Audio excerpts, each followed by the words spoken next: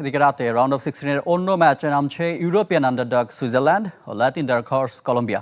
যে ম্যাচ আলোচনায় কলম্বিয়ার আক্রমণের বিপক্ষে সুইজারল্যান্ডের ইস্পাত দৃঢ় রক্ষণে।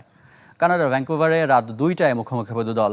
বিশ্বকাপে আগের এক দেখায় জয়ী হামেস রদ্রিগেজের কলম্বিয়া।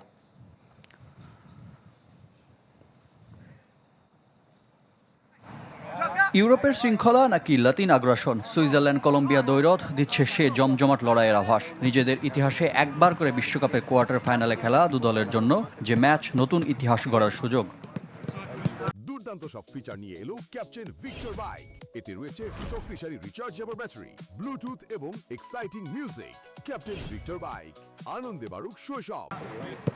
সুইজারল্যান্ড এবারের বিশ্বকাপে দারুণ ছন্দে। গ্রুপ পর্বে স্বাগতিক কানাডাকে হারানোর পর রাউন্ড অফ 32-এ আলজেরিয়ার বিপক্ষে 2-0 গোলের জয় যাদের সঙ্গী। টানা 3 বিশ্বকাপ ম্যাচ জয়ের কীর্তিও প্রথমবার গড়েছে মুরাত ইয়াকিনের দল। সুইচদের ভরসার নাম 20 বছর বয়সী জোহান মানজাম্বি। আসলে 3 গোল ও 2 অ্যাসিস্ট করে টুর্নামেন্টের অন্যতম সেরা তরুণ তারকা। তার ফিটনেস নিয়ে শঙ্কা থাকলেও একাদশে থাকার নিশ্চয়তা দিয়েছেন কোচ। জোহান আমাদের জন্য খুবই গুরুত্বপূর্ণ। আমি আশা করছি তাকে এ ম্যাচে মাঠে পাবো। এর জন্য আমরা সব ধরনের চেষ্টা চালিয়ে যাচ্ছি। এমন ম্যাচে তার বেঞ্চে থাকা খুবই বেমানান লাগতো।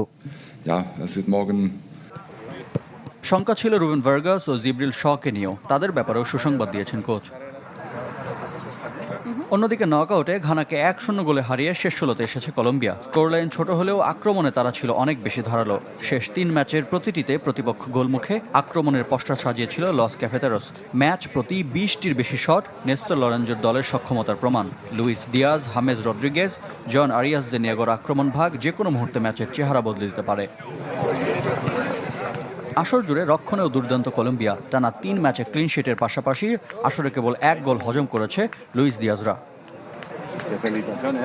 বিশ্ব আসরে দু দলের একমাত্র দেখা এই মার্কিন মুলুকে 1994 সালে। সেবার 2-0 গোলে জিতেছিল কলম্বিয়া। রিফাত হোসেন, চ্যানেল 24।